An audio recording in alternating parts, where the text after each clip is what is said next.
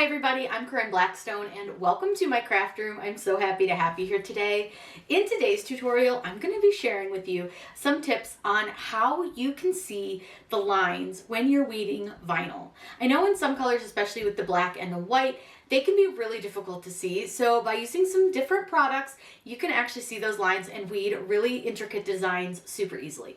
I'm going to do two. I'm going to show you black and I'm going to show you white so that you can get an idea on how to do this. Before we get started, be sure that you're subscribed here on YouTube. So without further ado, let's get started.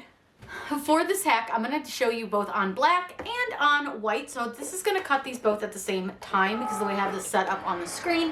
So I'm going to let this cut out and then I'm going to show you my hack for seeing lines when you are weeding vinyl, and it can be really hard sometimes.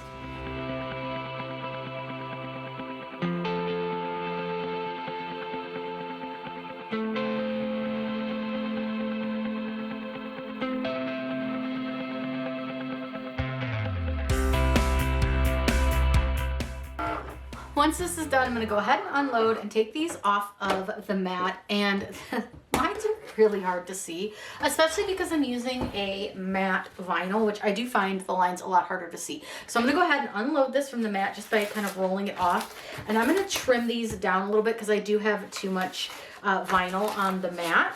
I just made them a little bit bigger than they needed to be, and then I'm going to show you how I make sure I can see the lines on both colors.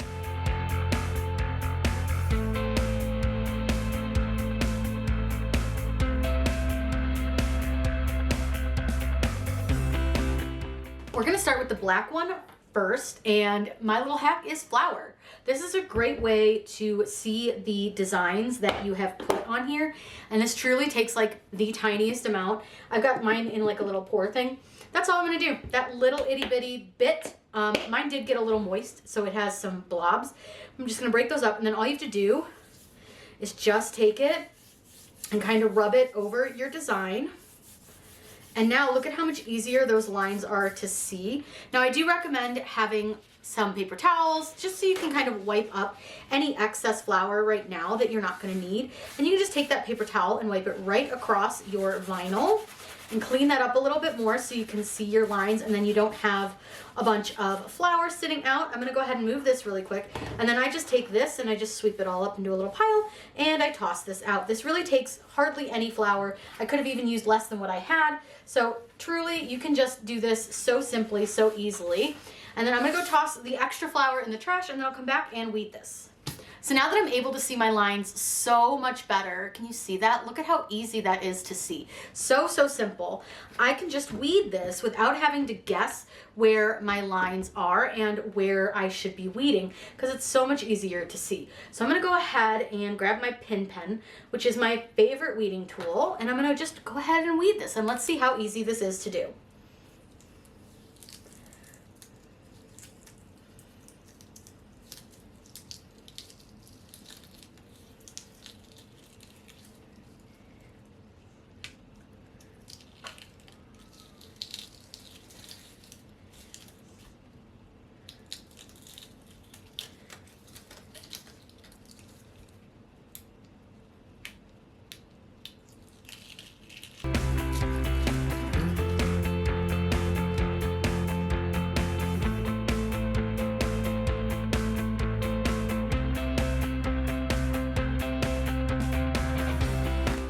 So you saw how easy that was with black, but what are you going to do about white? I'm going to use a little bit of cocoa powder. And again, this really doesn't take much. Now this is a brand new jar, so I will have to open this. But you can use anything that's like this, like Hershey's, Nestle, whatever you got will work. And again, this doesn't take much. So I'm just going to take like the tiniest pinch, and you really don't need a lot. And then I'm going to go ahead and all I do is, again, I just run my hand over this.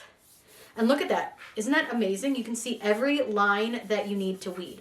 Now don't worry, you're going to still be able to stick this to stuff, and I'm going to show you when we're done with this. I've got 2 cups that I want to show you that I'm going to stick this to. Now again, I do make sure to wipe my hands off. I'm going to wipe off any excess of this stuff just so it doesn't get all over everything, because obviously we don't want that. And like I said, it took literally next to zero to use. So I've got just a little bit that I'm going to go toss, and then we can get started on weeding.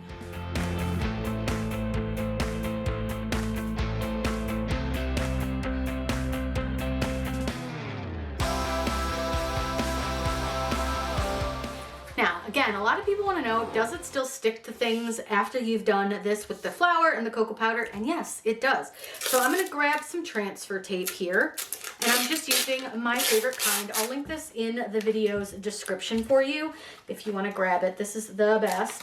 And I'm just going to give these guys each their own piece just because that seems easier. And we'll just kind of stick that down. Let me trim this off and then trim these guys apart. Okay. Now I'm going to use a squeegee and I'm going to burnish these down, and then I have 2 mugs that I'm going to put these on. They're both like glass and ceramic. Now they may not lay perfectly because I didn't really size them for these mugs, but this is what I found laying around that I thought, oh, that'll work. We'll give that a shot just so you can see that these do in fact stick just fine. So I'm going to go ahead and peel this back. You can see it's sticking to the transfer tape just like I would expect it to.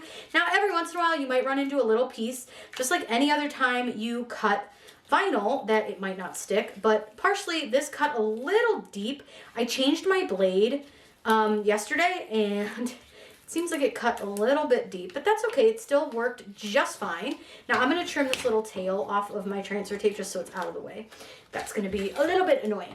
And I think we'll go ahead and put the white one on this pretty like green iridescent mug, which I thought would be really gorgeous. Now again, am I going to try to get this on fully straight? No. I'm just going to see if it'll even fit because I don't think it will. This might not actually fit on this one, so we'll come back to you. We will come back to you because you're not going to fit. I'll find something to shove that on because it's not going to fit on that mug. This one will fit on this other mug that I have. So again, I just burnish it from the back. And then again, remember I said it's cut a little deep. It cut a little deep on this one. Let me burnish this again just because I think this one cut just a little too deep. That's okay. It happens. I cut this one first, which means this one was really the one that was going to have the most problems with a brand new blade. It is, ooh, I can see she cut too deep in some spots because I can see the backing sticking a little bit to my vinyl. If that happens, all you do is just take your vinyl and your backing and you want you to fold them at this really sharp angle like this.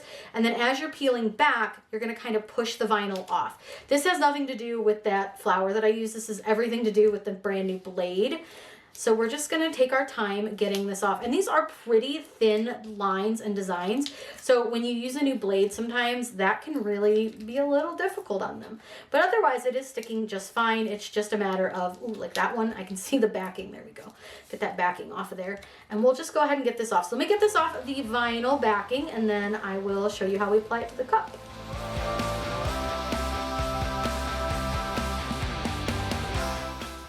Okay. Got that off. Sometimes it's a little struggly, but that's okay. So I'm going to put that one on this cup and it will fit. This is like a clear iridescent. I just thought the handle was cool. Again, I'm going to try to get it relatively like even, but if it's not, it's not. It's okay. This may be, again, a little bit of a tight squeeze on here, but it's okay. These were not necessarily planned for this. I just wanted to show you that these will stick no problem to your blank, whatever that may be. So I'm first just going to go over it with my hands, which is what I like to do, just to kind of make sure everything's stuck down and there's not really any big bubbles. Then this is a pretty thin glass, so I want to be relatively gentle. I'm not squeezing it or anything. I got this from the Target dollar spot, so she's not the best quality mug. So just be careful, and I'm going to go ahead and burnish this down. I'm using the side with the felt just so it's a little more gentle on the glass, because again, I'm afraid that this is going to break because it really is very thin. This is just something that I've kept around for like a random project like this, so it's perfect. Then all I'm going to do is peel off my transfer tape, and you can see it's sticking beautifully. It's sticking just fine. And look at that. Oh, that's really pretty actually. I kind of like this. I wish that I had gotten this just the right size for this cup because it is really, really pretty on the cup. And I'll give you guys a better view. I know it's kind of hard to see from like that upper view, but it stuck really well. Now let me find something to stick this white one on so that you can see that it does stick.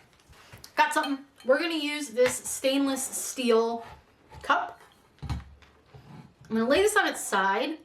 I'm just going to stick this on the side of the cup.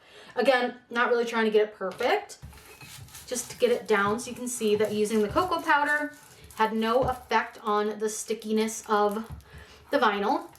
Now again, I'm going to go over this with my finger just to get any of the bubbles out. This I can be a little more violent with because it's stainless steel. And I'm going to use the harder plastic side. And you can see, I'm just gonna go over all the parts of the design. And I'm not treating this any different than I would any other vinyl design. And then let's peel the transfer tape.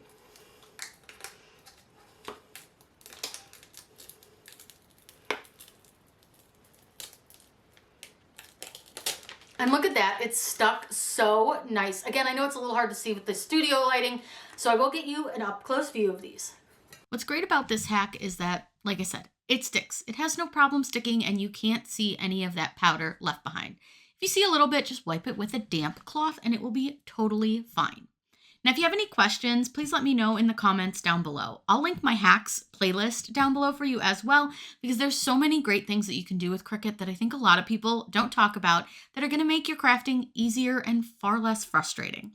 I hope you all have a wonderful day, and as always, happy crafting.